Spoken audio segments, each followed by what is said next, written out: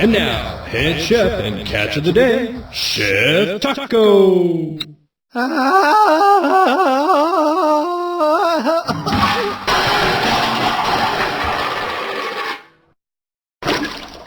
Hello, I'm Tako the Octopus, and tonight I'll be cooking your dinner.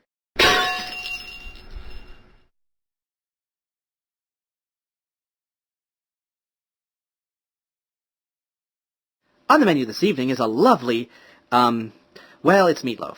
I know, I was resistant too, but after a little tinkering in the lab, you'd be surprised by how good it can be. Trust me, you're going to want to eat this. But before we get started, I'd like to take a moment to answer the many, three fan emails that I received. Dear Tako, I really love the show. You're lots better than that silly Bam fellow. I was hoping you could explain the difference between a pinch and a dash. And if it's not too much trouble, an autographed picture would be lovely. Yours truly, Barbara Lolly.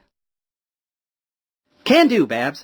In cooking parlance, a pinch refers to dry ingredients, while a dash refers to liquids. In terms of measure, a pinch is less than 1/8 of a teaspoon, a dash anywhere from 3 drops to 1/4 teaspoon. As for the photo, check your inbox. I think you'll be pleasantly surprised.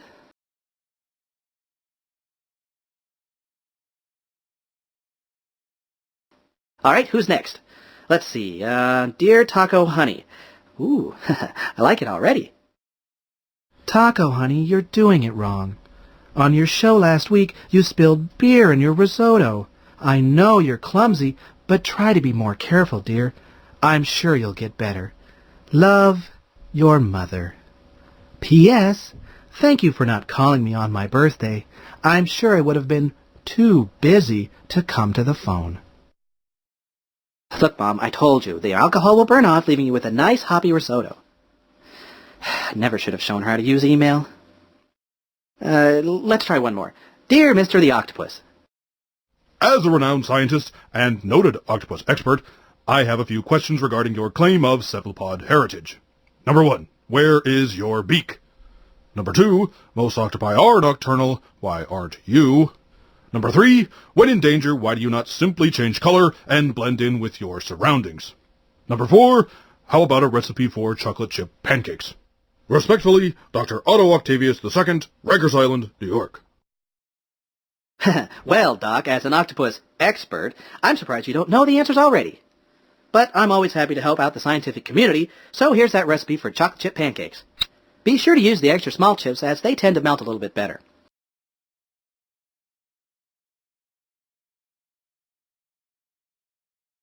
In response to your other queries, I do have a beak, but as I'm sure you're aware, it's not in a TV-friendly location.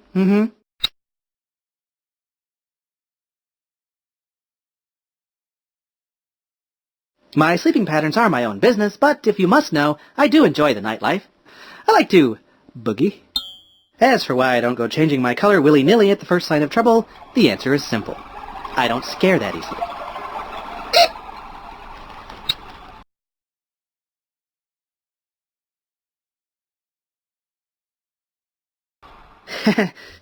Spiders.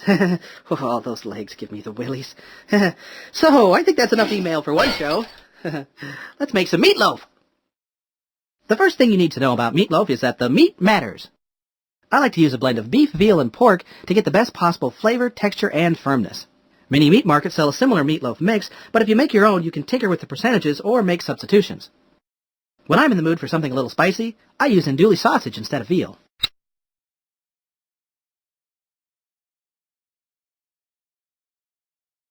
Excuse me, Chef Tako?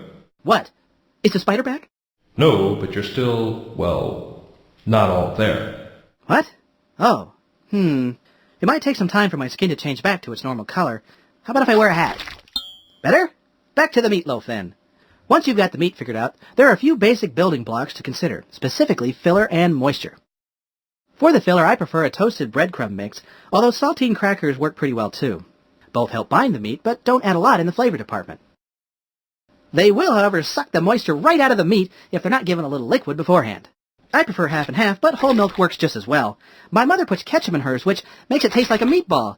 This would be fine, except my mother's meatballs suck. Well, they do. Excuse me, Chef Tako. It's your mother. Tell her I'm not here. Get it? I'm not here. I'm not... right. Okay, where was I? The pan! This would be your basic 9 by 5 by 3 inch loaf pan. Perfect for raisin cinnamon, whole wheat nut, Russian rye, and many other wonderful loaves of bread. But not meatloaf. If you want a crispy crust with a delicious glazed top, a loaf pan is going to work against you. Meatloaf baked in a tight space doesn't really bake, it stews. While it cooks, the meat's juices work their way to the top, where they actually interfere with the creation of a nice crust. You can siphon them off every 10 minutes or so, but that's a pain. Doing away with the pan solves this problem completely. If you must have the traditional loaf shape, or prefer less of a crust, there are special meatloaf pans that come with a perforated bottom and a drip pan.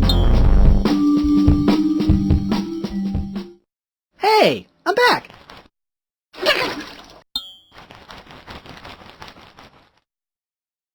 Okay, let's talk extras. Other than the basics, there really aren't any mandatory ingredients needed to make meatloaf. There are some common ingredients like eggs, bacon, salt, pepper, garlic, and onions that do appear in most recipes, but beyond that, feel free to experiment. For my own recipe, I like to add red and green bell peppers, celery, scallions, shallots, chives, oregano, basil, red pepper flakes, cumin, Dijon mustard, and sometimes, a little nutmeg. Now, once you've got your ingredients prepped, it's time to get messy. There really isn't a better way to combine your meaty mixture than with your own two hands, or tentacles as the case may be. Make sure to get the ingredients evenly distributed, but try not to overmix. If the meat seems overly sticky, add a little more liquid. Once the mixture is ready, remove it from the bowl and work it into a long oval shape.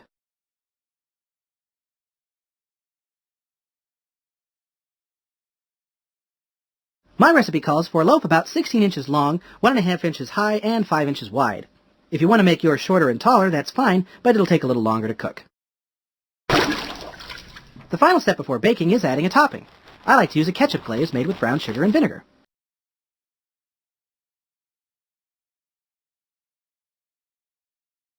A few strips of bacon are also lovely, but if you're into counting calories, skip them. When everything is ready, get it into an oven preheated to 375 degrees and bake until the internal temperature reads 160 degrees, about 40 minutes. When it's done, let it rest 10 minutes before serving.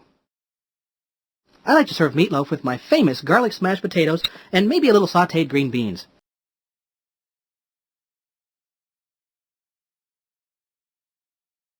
But any traditional comfort foods will do nicely. And be sure to save the leftovers for meatloaf sandwiches. White bread, ketchup, and a little cheese. Smells like growing up. Of course, no amount of cheese and condiments could save my mother's meatloaf, but Bobby Bottlenose Mom made a wonderful Havarti and pickles combo. Yummy.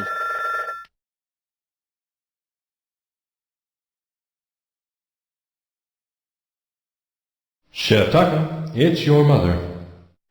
Yeah. Tell her I can't come to the phone because I'm not here. Oh, wait, I already said that. Tell her... Wait a minute. No. Try this. Tell her I'm... Tako the Octopus, show yourself this instant. Now, listen up, mister.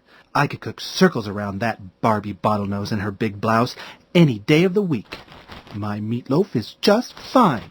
If your father were alive to hear you say such things... Dad's not dead, Mom. He lives in Santa Cruz with Aunt Dee. Tako, honey, I know you don't have one, but try to show a little backbone. It's just a spider. Thanks for stopping by, Mom. Bye. Right. Well, for a few more meaty bits, check out the special tips and tricks sprinkled throughout the show. And be sure to visit the Food Science Lab at 8legged.com for a look at what happens to meat when it cooks. Yeah! No. I'm not afraid. It's just a little spider. He can't hurt me, despite all those little legs. I'm not afraid. Yeah! Get off! Get off! Oh, that's my beak. Ha ha! Uh-oh.